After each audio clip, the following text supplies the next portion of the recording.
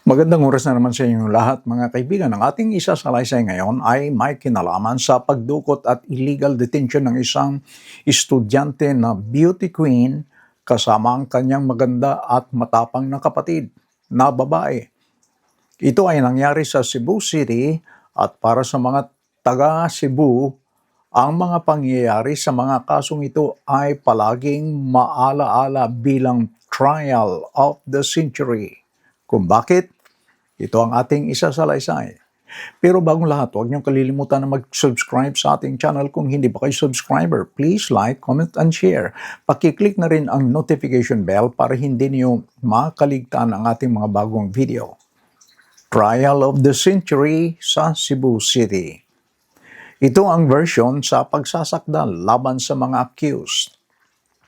Sa gabi ng July 16, 1997, ang magkapatid na sina Mary Joy at Jacqueline na nakatira sa Cebu City ay hindi nakauwi sa inaasahang oras.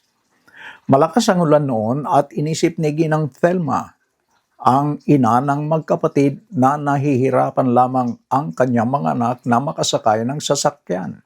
Kaya't inutusan niya ang kanyang mga anak na sina Bruce at Dennis na sunduin ang kanilang mga kapatid. Ngunit bumalik ang dalawa na wala sina Mary Joy at Jacqueline. Aburido at hindi nakatulog si Ginang Thelma sa gabing yun. Alas 5 pa lang ng kinaumagahan, sinimulan ng kanyang buong pamilya ang paghahanap sa nawawalang magkapatid. Nang hindi nila mahanap, humingi ang pamilya ng tulong sa pulisya. Noong umaga ng July 18, 1997, isang lalaki ang nag-report sa pulisya na isang dalaga ang natagpuang patay sa paanan ng isang bangin sa Tan-awan, Karkar, Cebu. Nagtungo ang mga pulis sa Tan-awan at doon nila natagpuan ang isang patay na babae na nakahiga sa lupa.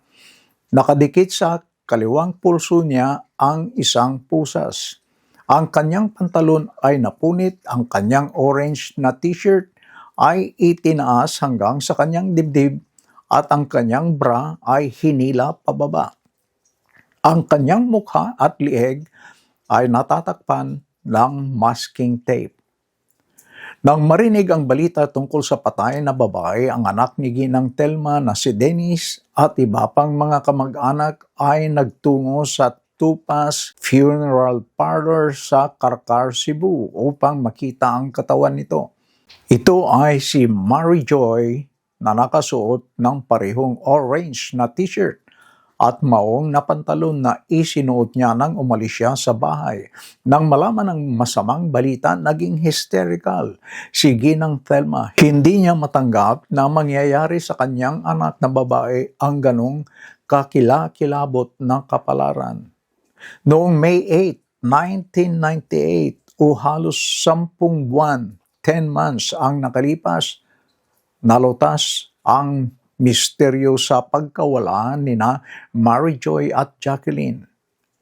Umamin si Tisoy sa harap ng pulisya na nakilahok siya sa pagdukot sa magkapatid. Siya ay nakonsensya at paulit-ulit na binabangungot. Sa trial ng kaso, tumistigo si Tisoy sa korte kung paano naganap ang mga krimen at kinilala at tinukoy niya ang lahat ng mga accused na sina Paco, Guzman, Rowan, Albert, Ariel, Wangwang at James bilang mga may kasalanan sa krimen. Inihayag niya na ang kanyang ugnayan kay Paco ay si Rowan na nakilala niya kasama ang mga magkapatid na sina Wang at James 5 buwan bago ginawa ang krimen. Kilala niya si Guzman mula pa noong 1991 at nakilala niya sina Albert at Ariel noong gabi lamang ng July 16. Ayon sa kanyang testimonya, habang naglilibang noong July 15 sa Cebu Hotel, Cebu City, nilapitan siya ni Rowan at sinabihan na magkita sila kinabukasan bandang alas 2 ng hapon. Nang magkita sila kinabukasan, sinabi ni Rowan sa kanya na mananatili muna siya sa Ayala Mall dahil magkakaroon sila ng big happening sa gabi. Sa kanyang akala, Ang big happening na sinabi ni Ruben ay nangangahulugang magparty kasama ang grupo o maghanap ng makakain. Kaya hindi siya umalis sa Ayala Mall hanggang sa dumating ang itinakdang oras. 10:30 ng gabi, bumalik si Ruben kasama si Guzman. Sinabi sa kanya na sumakay sa kanilang puting kotse. Napansin ni Tisoy na may pulang kotse na sumusunod sa kanila. Pagdating sa Archbishop Reyes Avenue, Cebu City, nakita niya ang dalawang babae na nakatayo sa waiting shed. Hindi pa alam ni Tisoy na ang kanilang mga pangalan ay Marijoy at Jacqueline. Pinahinto ni Guzman ang sasakyan sa harap ng waiting shed at nilapitan ni Guzman sina Marijoy at Jacqueline upang anyayahan silang sumama. Ngunit tumanggi ang magkapatid. Dahil sa pagkadismaya, sa pagtanggi, sinunggaban ni Ruben si Marijoy habang hinawakan ni Guzman si Jacqueline at pinilit silang sumakay sa sasakyan at agad na pinatakbo ang puting sasakyan nang makasakay na ang magkapatid. 14 meters na metro mula sa hintayan ng waiting shed, nagawa ni Jacqueline na makalabas sa sasakyan. Hinabol siya ni Guzman at ibinalik siya sa loob ng sasakyan. Para wala ng chance na makatakas, sinuntok ni Ruben si Jacqueline sa dibdib at sinuntok si Marijoy sa tiyan. Dahilan para parehong nahimatay ang magkapatid. Humingi si Ruben kay Tisoy ng packing tape sa ilalim ng upuan nito at ginamit ito para takpan ang mga bibig ng magkapatid. Nilagyan din nila ng kadina ang magkapatid. Nagpatuloy sila patungong Puente, Cebu City. Tumuloy sila sa isang bahay sa Guadalupe, lungsod ng Cebu na kilala bilang safe house ng Guzman Asnar Group. Pagdating doon, bumaba sina Paco, Wangwang at James mula sa pulang kotse. Dinala sina Paco, James at Ruben si Marijoy sa isa sa mga kwarto habang sina Tisoy at Guzman naman ay dinala si Jacqueline sa isa pang kwarto. Pagkatapos sinabi ni Guzman kay Tisoy na lumabas kaya nanatili si Tisoy sa labas kasama si James. Nanatili sila sa bahay ng 15 hanggang 20 minutes. Sa panahong yun, narinig ni Tisoy sina Paco, James at Ruben na nagtatawanan sa loob ng kwarto. Pagkatapos noon, dinala ng grupo sina Marijoy at Jacqueline pabalik sa puting kotse. Nagtungo sila sa South Bus Terminal kung saan nakarinta sila ng puting van na minamaneho ni Albert. Si Ariel ang conductor. Si James ang nagmaneho ng puting kotse habang ang natitirang bahagi ng grupo ay sumakay sa van. Nagtungo sila papuntang south ng Cebu City. Iniwan ang pulang kotse sa South Bus Terminal. Sa loob ng van, dahan-dahang nakabawi ng lakas sina Marijoy at Jacqueline. Muling tinakpan ni James ang kanilang mga bibig ng tape at magkakadikit silang ikinadina ni Ruben. Sa daan, huminto ang van at ang puting sasakyan sa isang tindahan ng barbecue. Bumaba si Ruben sa van at bumili ng barbecue at tanduay ram. Pagkatapos nagtungo ang grupo sa Tanawan. Ipinarada nila ang kanilang mga sasakyan malapit sa isang gilid ng bangin kung saan sila uminom at nag-pot session. Kalaunan, hinila nila si Jacqueline palabas ng van at sinabihan siyang sumayaw habang pinalilibutan. Itinulak siya at pinunit ang kanyang damit. Samantala, sinabihan ni Guzman si Paco na simulan na ang panggagahasa kay Marijoy na naiwan sa loob ng van. Ginahasa ni Paco si Marijoy at pagkaraan ng 15 minutes ay lumabas mula sa van at sinabing sino ang gustong susunod.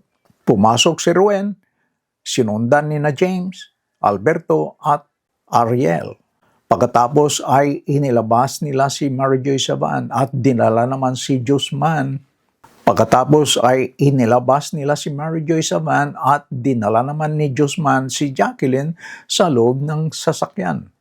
Lumabas si Guzman mula sa van pagkaraan ng 10 minuto at sinabing kung sino ang gustong susunod, dali. Pumasok si Tisoy sa van at ni-rape si Jacqueline.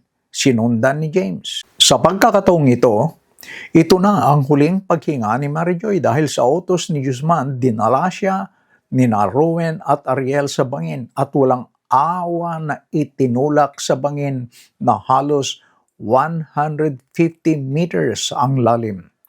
Samantala si Jacqueline naman ay hinila palabas ng van at itinapon sa lupa. Nang makaipon siya ng kaunting lakas, sinubukan niyang tumakbo patungo sa kalsada.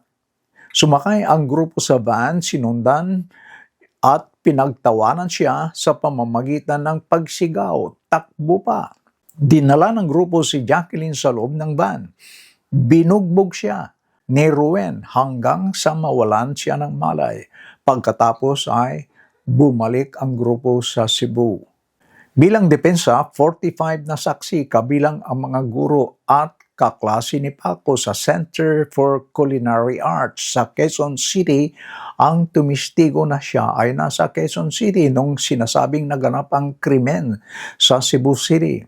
Ngunit itinuring ng trial court na hindi mahalaga ang mga testimonyang ito. Tinanggihan ang mga ito bilang nagmula sa mga kaibigan ng accused at hindi ito tinanggap sa paglilitis sa Cebu Regional Trial Court. Sinubukan ng mga abogado ng defense na ipakita ang ebidensya sa kanyang kinaroroonan sa gabi ng krimen na si Paco ay nasa isang party sa R&R restaurant sa kahabaan ng Katipunan Avenue, Quezon City at nandun siya hanggang madaling araw ng sumunod na araw.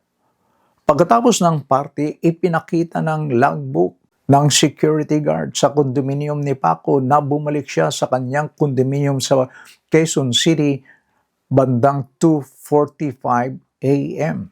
Isa pang testigo, si Rowena, isang instructor at chef sa Culinary Center, ang nagsabing si Paco ay nasa paralan mula 8 a.m. hanggang 11:30 a.m. at nakita siya muli bandang 6:30 p.m. noong July 16. Sinabi ng registrar ng paralan na siya ang nagproktor ng 2 oras na examination kung saan naroon si Paco mula 1:30 p.m. Dumalo si Paco sa kanyang pangalawang round ng midterm examination noong July 17 na nagsimula ng 8 a.m. Doon lamang umalis si Paco patungong Cebu bandang hapon ng July 17, 1997. Dumating din sa korte ang mga tauhan ng airline at dala ang kanilang mga flight records na nagpakita na si Paco ay hindi sumakay ng anumang flight noong July 16, 1997 at hindi rin siya sumakay sa anumang chartered na eroplano sa pag-alis sa Cebu. Sa mga nabanggit na pizza, maliban sa 5 p.m. na flight ng PAL noong July 17 mula Maynila patungong Cebu. Ang mga accused sa kaso ay napatunayang nagkasala sa pagpatay. Sina Paco, Guzman, Rowen, Albert, Ariel at James. Sila ay napatunayang nagkasala ng special complex crime of kidnapping at serious illegal detention with homicide and rape at hinatulan ng parusang kamatayan sa pamamagitan ng lethal injection. Pero noong June 24, 2006, ipinagbawal na ang parusang kamatayan sa Pilipinas. Noong September 2009, inaprubahan ng Department of Justice ang paglilipat kay Paco sa isang bilangguan sa Spain. Si Paco ay dual citizen, isa siyang Spanish citizen at Filipino citizen. Ang kanyang good behavior o mabuting pag-uugali sa New Bilibid Prison ay isinalang-alang at tatapusin niya ang natitirang bahagi ng kanyang sentensya sa Madrid Central Penitentiary sa Soto del Real. Mga kaibigan, kung nagustuhan ninyo ang ating sinalaysay, please like and subscribe. Hanggang sa susunod, maraming salamat. Bye-bye.